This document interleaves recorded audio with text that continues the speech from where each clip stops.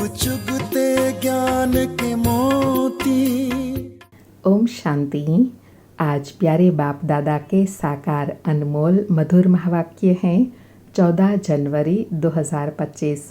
आज मकर संक्रांति के दिन सब मनुष्य आकाश गगन में ऊंची ऊंची पतंग उड़ाते हैं। तो आज की मुरली के सार में भाग्य विधाता बाबा ने ब्राह्मण जीवन में सदा उड़ते रहे उमंग उत्साह और खुशी में उसके लिए 2 बातों पर अटेंशन दिलाया। एक पढ़ाई और दूसरा देवी गुणों पर अटेंशन देना है। तो बाबा कहे बच्चों में क्रोध का अंश भी नहीं होना चाहिए। देह अभिमान में आकर कोई से रफ डफ बोलते हैं तो बाबा कहते हैं यह तो क्रोधी है, यह भूत बच्चों से निकल जाना चाहिए। बाबा कहे क्रोध 1-2 को दुख देता है और मोह बहुतों को दुख नहीं देता है। जिसको मोह होता है उनको ही दुख होगा। इसलिए बाबा कहते हैं इन सब भूतों को भगाओ। हम अभी देवता बनने वाले हैं, हमें देवी गुण धारण करने हैं। सारा मदार याद पर है। बाबा कहे बच्चों को ख्याल करना चाहिए, हमको देवी गुण धारण कर देवता बनना है। कभी गुस्से से बात नहीं करनी है। जो गुस्सा करता है, क्रोध करता है, वह जैसे भूतनाथ भूतनाथनी बन जाते हैं। ऐसे भूत वालों से कभी बात नहीं करनी चाहिए। और अंडरलाइन कराया कि जैसे कोई में भूत की प्रवेशता होती है तो हर कोई मनुष्य अपने आप को उनसे बचाता है। ऐसे क्रोधी मनुष्य से अपने आप को बचाना है। अगर क्रोधी मनुष्य के सामने खड़ा रहेंगे, उनका क्रोध हमारे में भी प्रवेश हो जाएगा। इसलिए बाबा कहते हैं अपने को बचाने की युक्ति निकालनी है। बाबा कहते हैं मैं आया हूँ देवी गुण धारण कराई देवता बनाने के लिए। तो अपने ऊपर भी रहम करना है तो दूसरों पर भी रहम करना है। बाबा कहे अगर बाप की पूरी पहचान बच्चों को हो तो बाप को याद करे और अपने में देवी गुण धारण करे। फिर वर्षे की स्मृति दिलाते कहा कि वारिस बनने के लिए भगवान को अपना वारिस बनाना पड़े। यह राज बड़ा गुह्य है।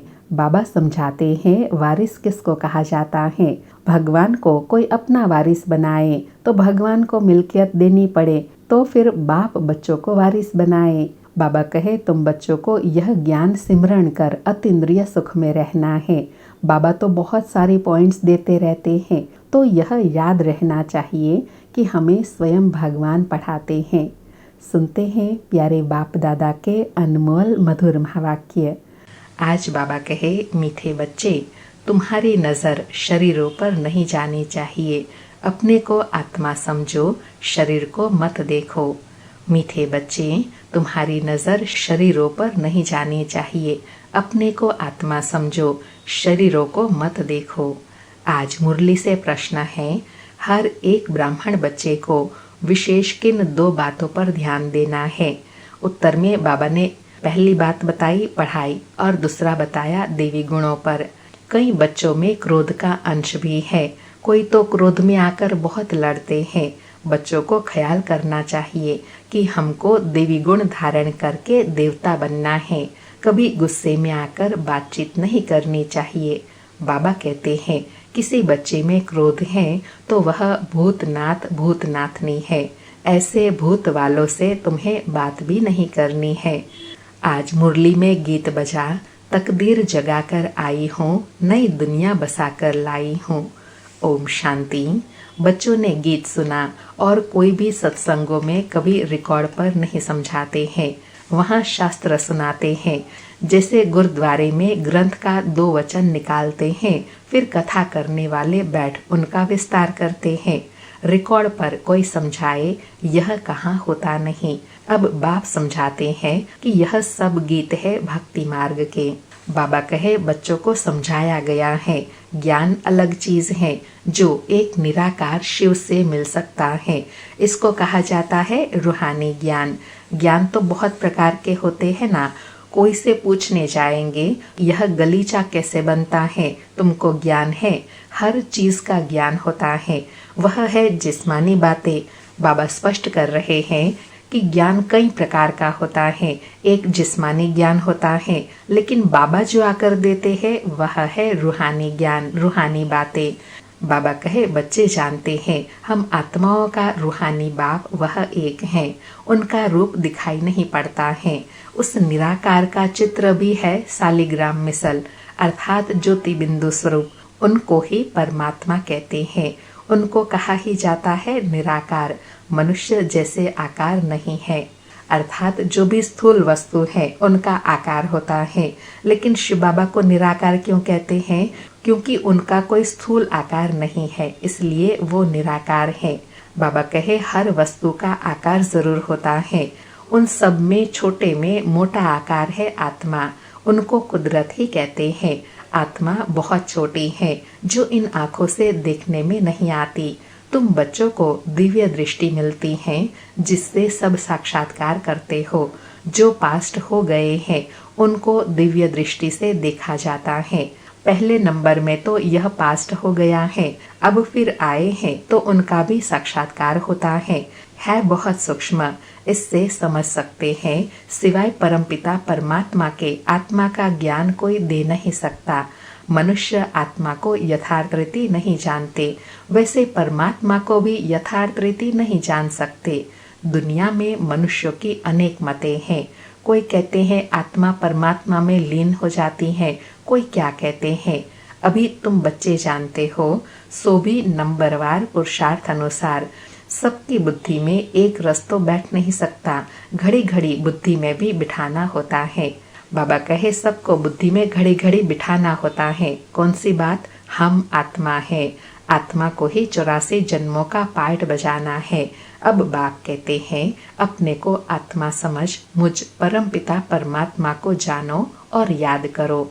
बाप कहते हैं मैं इनमें ब्रह्मा में प्रवेश कर तुम बच्चों को नॉलेज देता हूँ। तुम बच्चे अपने को आत्मा नहीं समझते हो, इसलिए तुम्हारी नजर शरीर पर चली जाती है। वास्तव में तुम्हारा इनसे कोई काम नहीं है। सर्व का सदगति दाता तो वह शिव बाबा है। उनकी मत पर हम सबको सुख देते हैं। उनको भी अहंकार नहीं आता कि हम सबको सुख देते हैं।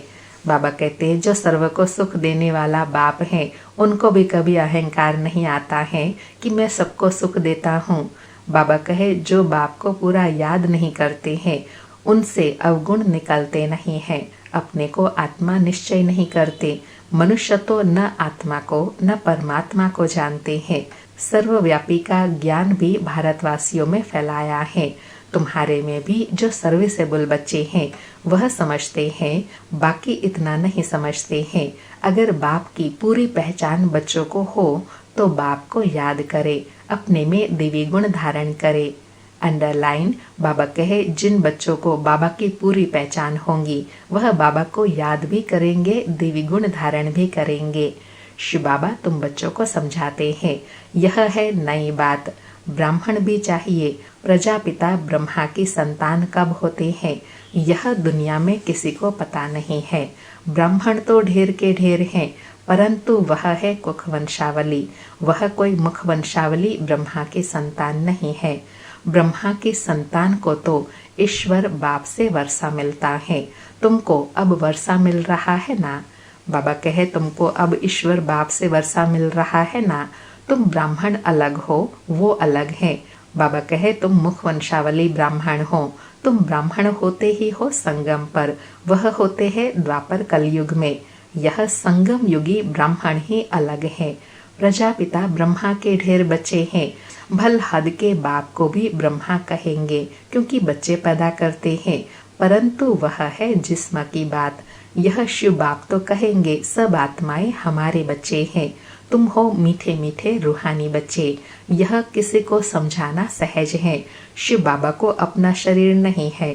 शिव जयंती मनाते हैं, परंतु उनका शरीर देखने में नहीं आता। बाकी और सबका शरीर है, अर्थात जितनों की भी जयंती मनाते हैं उन सब के शरीर है। लेकिन शिव बाबा निराकार है, जिनका कोई देहिक आकार नहीं है। बाकी सबका शरीर है। सब आत्माओं का अपना अपना शरीर है। शरीर पर नाम पड़ता है, परमात्मा का अपना शरीर ही नहीं, इसलिए उनको परम आत्मा कहा जाता है। वह सदा शिव भी कहते हैं। उनकी आत्मा का ही नाम शिव है। वह कभी बदलता नहीं। शरीर बदलते हैं तो नाम भी बदल जाता है। शिव बाबा कहते हैं मैं तो सदैव निराकार परम आत्मा ही हूँ। इसलिए बाबा कहते हैं मेरा नाम नहीं बदलता है, मुझे सदा शिव कहा जाता है। ड्रामा के प्लान अनुसार अभी यह ब्रह्मा बाबा का शरीर लिया है। सन्यासियों का भी नाम बदलता है, गुरु का बनते हैं तो नाम बदलता है। तुम्हारे भी बदले थे, परंतु कहाँ तक नाम बदलते रहेंगे। कितने भागंती हो गए, जो उस समय थे उनका नाम रख दिया, अब नाम नहीं रखते हैं, किस पर भी विश्वास नहीं है। अर्थात बाबा कहते हैं बच्चों की स्थिति का कोई विश्वास नहीं, आज कैसा पुरुषार्थ है कल कैसा पुरुषार्थ है, तो फिर नाम रखने से कोई फायदा नहीं। बाबा कहे माया बहुतों को हरा देती है तो भागंती हो जाते हैं, इसलिए बाबा किसी का भी नाम नहीं रखते हैं। किसी का रखे किसी का ना रखे वह भी ठीक नहीं। कहते तो सब है बाबा हम आपके हो चुके हैं, परंतु यथार्थ रीति हमारे होते थोड़े ही है। बाबा ने कितनी सूक्ष्म बात बताई। बाबा कहते हैं बच्चे कहते तो है लेकिन यथार्थ रीति होते नहीं। जो ऊपर की लाइनों में बाबा ने बताया ना कि जो बच्चे अगर बाबा को यथार्थ जान जाए तो याद में भी रहे और देवी गुण भी धारण करे। बाबा कहे बहुत है जो वारिस बनने के राज को भी नहीं जानते हैं। बाबा के पास मिलने आते हैं परंतु वारिस नहीं है, विजय माला में नहीं आ सकते। कोई अच्छे अच्छे बच्चे समझते हैं हम तो वारिस हैं, परंतु बाबा समझते हैं यह वारिस है नहीं। वारिस बनने के लिए भगवान को अपना वारिस बनाना पड़े, यह राज समझाना भी मुश्किल है। अंडरलाइन बाबा कहते हैं वारिस बनने के लिए भगवान को अपना वारिस बनाना पड़े। बाबा समझाते हैं वारिस किसको कहा जाता है। वारिस अर्थात जो बाबा हमेशा कहते हैं ना कि जो बच्चे अपना तन मन धन समय संकल्प श्वास सब बाबा की सेवा में लगाते हैं फिर ट्रस्टी होकर संभालते हैं। बाबा कहे भगवान को कोई वारिस बनाए तो मिल्कियत देनी पड़े, तो बाप फिर वारिस बनाए। मिल्कियत तो सिवाय गरीब के कोई साहूकार दे न सके। बाबा कहे माला कितने थोड़ों की बनती है, यह भी कोई बाबा से पूछे तो बाबा बता सकते हैं तुम वारिस बनने के हकदार हो व नहीं। यह बाबा ब्रह्मा भी बता सकते हैं, यह कॉमन बात है समझने की।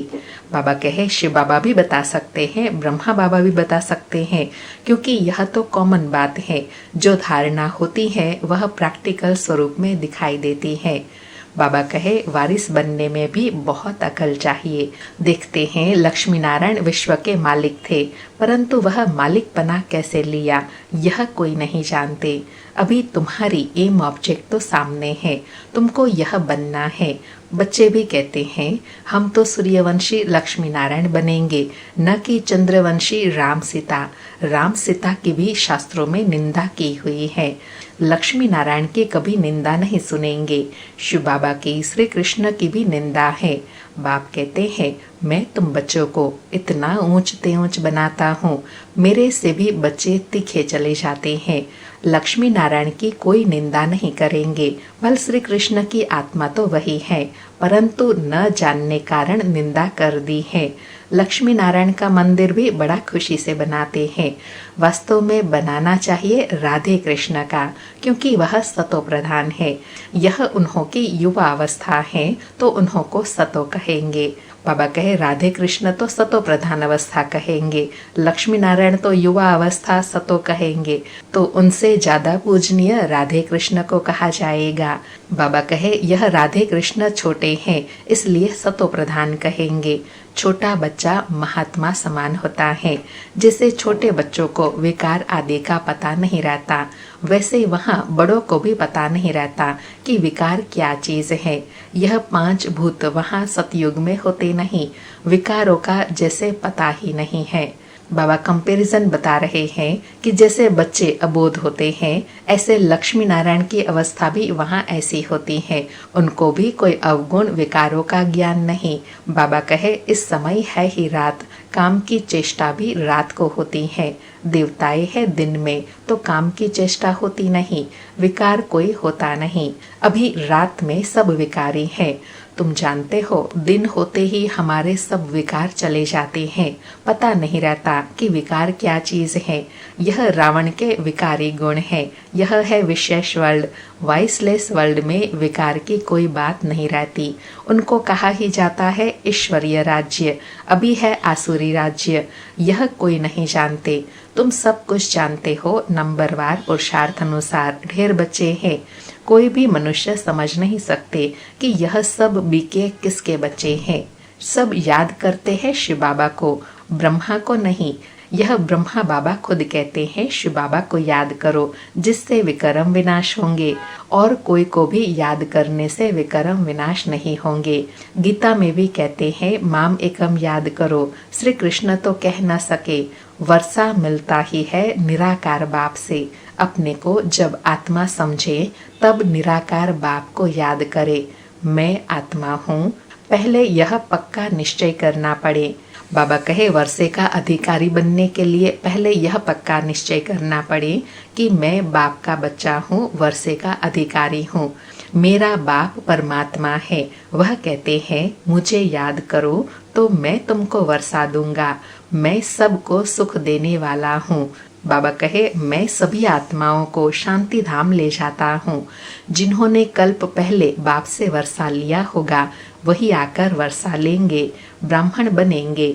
ब्राह्मणों में भी कुछ बच्चे पक्के हैं, मातेले भी बनेंगे, सोतेले भी बनेंगे। हम निराकार शिव बाबा की संतान हैं। जानते हैं बिरादरी कैसे बढ़ती जाती है। अभी ब्राह्मण बनने के बाद हमको वापस जाना है। सब आत्माएं शरीर छोड़कर वापस जानी है। पांडव और कौरव दोनों को शरीर छोड़ना है। तुम यह ज्ञान के संस्कार ले जाते हो, फिर उस अनुसार प्रारब्ध मिलती है। बाबा कहते हैं शरीर तो किसके कायम है ही नहीं, सबको शरीर छोड़ना है। लेकिन तुम अपने श्रेष्ठ संस्कार ले जाते हो, फिर प्रारब्ध भोगते हो। वह भी ड्रामा में नोंद है। फिर ज्ञान का पाठ खत्म हो जाता है। तुमको 84 जन्मों के बाद फिर ज्ञान मिलता है। फिर यह ज्ञान प्रायः लोप हो जाता है। तुम प्रारब्ध भोगते हो। वहाँ सतयुग में और कोई धर्म वालों के चित्र आदि नहीं रहते। तुम्हारे भक्ति मार्ग में भी चित्र रहते हैं। सतयुग में किसी का चित्र आदि नहीं रहता। तुम्हारे चित्र ऑलराउंडर भक्ति मार्ग में रहते हैं। बाबा कहे तुम्हारा जो पूज्य स्वरूप है उसका यादगार पूरा भक्ति मार्ग में चित्र के रूप में रहता है। सतयुग में किसका चित्र आदि नहीं रहता। तुम्हारे चित्र ऑलराउंडर भक्ति मार्ग में रहते हैं। तुम्हारे राज्य सतयुग में और कोई का चित्र नहीं, सिर्फ देवी देवता ही रहते हैं। बाबा कहे वहाँ साक्षात देवी देवताएं रहते हैं, इसलिए देवी देवताओं के चित्र की आवश्यकता ही नहीं। इसे ही समझते हैं आदि सनातन देवी देवता ही है। पीछे सृष्टि बढ़ती जाती है। तुम बच्चों को यह ज्ञान सिमरण कर अतीन्द्रिय सुख में रहना है। बहुत पॉइंट्स हैं, परंतु बाबा समझते हैं माया घड़ी घड़ी भुला देती है। तो यह याद रहना चाहिए कि शिव बाबा हमको पढ़ा रहे हैं। वह है ऊंच ते ऊंच, हमको अब वापस घर जाना है। कितनी सहज बातें हैं। सारा मदार है याद पर। हमको देवता बनना है, देवी गुण भी धारण करने हैं। 5 विकार है भूत, काम का भूत, क्रोध का भूत, देह अभिमान का भूत भी होता है। हाँ, कोई में जास्ती भूत होता है, कोई में कम। बाबा कहे रावण के राज्य में सब में भूत है, लेकिन कोई में कम है, कोई में ज्यादा है। बाबा कहे तुम ब्राह्मण बच्चों को पता है यह 5 बड़े भूत है। नंबर 1 है काम का भूत, सेकंड नंबर है क्रोध का भूत। कोई रफ डफ बोलता है तो बाप कहते हैं यह क्रोधी है, यह भूत निकल जाना चाहिए। परंतु भूत निकलना बड़ा मुश्किल है। क्रोध 1-2 को दुख देता है, मोह में बहुतों को दुख नहीं होगा। जिनको मोह है उनको ही दुख होगा। बाबा कहे सब भूतों के अपने अपने अवगुण रहते हैं। क्रोध दूसरों को दुख देता है, मोह में जिसको मोह है वह दुखी होता है। इसलिए बाप समझाते हैं इन भूतों को भगाओ। हर बच्चे को विशेष पढ़ाई और देवी गुणों पर अटेंशन देना है। कई बच्चों में क्रोध का अंश भी नहीं है, कोई तो क्रोध में आकर बहुत लड़ते हैं। बच्चों को ख्याल करना चाहिए हमको देवी गुण धारण कर देवता बनना है। कभी गुस्से से बात नहीं करनी चाहिए। कोई गुस्सा करता है तो समझो इनमें भूत है। वह जैसे भूतनाथ भूतनाथनी बन जाते हैं। ऐसे भूत वालों से कभी बात नहीं करनी चाहिए। एक ने क्रोध में आकर बात की, फिर दूसरे में भी भूत आ गया तो भूत आपस में लड़ पड़ते हैं। इसलिए बाबा हमेशा कहते हैं ना, जिनमें क्रोध है उनसे दूर रहना चाहिए, क्योंकि वह क्रोध का भूत तुम्हारे में भी प्रवेश कर जाएगा। तुम भी क्रोधी बन जाएंगे, जैसा सामने वाला है वैसे तुम बन जाएंगे। इसलिए बाबा कहते हैं उनसे दूर रहना है। बाबा कहे भूतनाथनी अक्षर बड़ा छी छी है, भूत की प्रवेशता नहीं हो जाए, इसलिए मनुष्य किनारा करते हैं। भूत के सामने खड़ा ही नहीं होना चाहिए, नहीं तो प्रवेशता हो जाएंगी। बाप आकर आसुरी गुण निकाल देवी गुण धारण कराते हैं। बाप समझाते हैं, मैं आया हूँ देवी गुण धारण कराई देवता बनाने। बच्चे जानते हैं हम देवी गुण धारण कर रहे हैं, देवताओं के चित्र भी सामने हैं। बाबा ने समझाया है, क्रोध वाले से एकदम किनारा कर लो, अपने को बचाने की युक्ति चाहिए। बाबा एग्जाम्पल देकर समझा रहे हैं कि जैसे जिनके अंदर भूत होता है उनसे व्यक्ति हमेशा दूर रहता है ना, ऐसे ही जिनमें अवगुण है उनसे अपने आप को बचा के रखना है। बाबा कहे हमारे में क्रोध न आ जाए, नहीं तो 100 गुना दंड पड़ जाएगा। कितनी अच्छी समझानी बाप बच्चों को देते हैं, बच्चे भी समझते हैं। बाबा हुबहू कल्प पहले मुआफिक समझाते हैं, नंबरवार पुरुषार्थ अनुसार समझते ही रहेंगे। अपने ऊपर भी रहम करना है, दूसरे पर भी रहम करना है। बाबा कहते हैं समझकर पहले स्वयं पर रहम करना है, फिर दूसरों पर रहम करना है। कोई अपने पर रहम नहीं करते, दूसरे पर करते हैं तो वह ऊंच चढ़ जाते हैं, खुद रह जाते हैं। खुद विकारों पर जीत पहनते नहीं, दूसरे को समझाते हैं, वह जीत पहन लेते हैं। ऐसे भी वंडर होता है, वह जीत पहन लेते हैं, ऐसे भी वंडर होता है। बाबा कहते हैं यह भी बाबा के घर में वंडर होता है। पढ़ाने वाले से पढ़ने वाले होशियार आगे चले जाते हैं। अच्छा, मीठे मीठे सिकिलधे बच्चों प्रति माता पिता बाप दादा का याद प्यार और गुड मॉर्निंग। रूहानी बाप की रूहानी बच्चों को नमस्ते।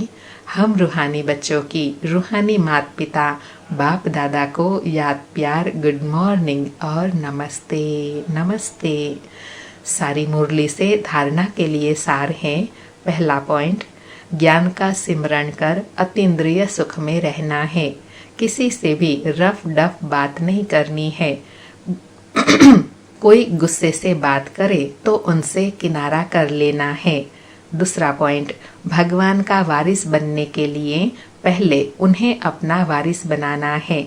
समझदार बन अपना सब बाप हवाले कर ममत्व मिटा देना है। अपने ऊपर आपे ही रहम करना है।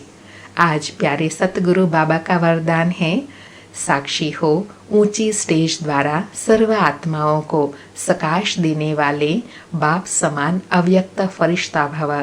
साक्षी हो ऊंची स्टेज द्वारा सर्व को सकाश देने वाले बाप समान अव्यक्त फरिश्ता भव।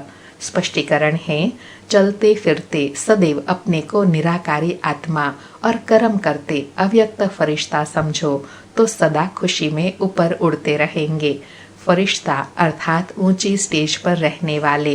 इस देह की दुनिया में कुछ भी होता रहे, लेकिन साक्षी हो सब पार्ट देखते रहो और सकाश देते रहो। सीट से नीचे उतरकर सकाश नहीं दी जाती।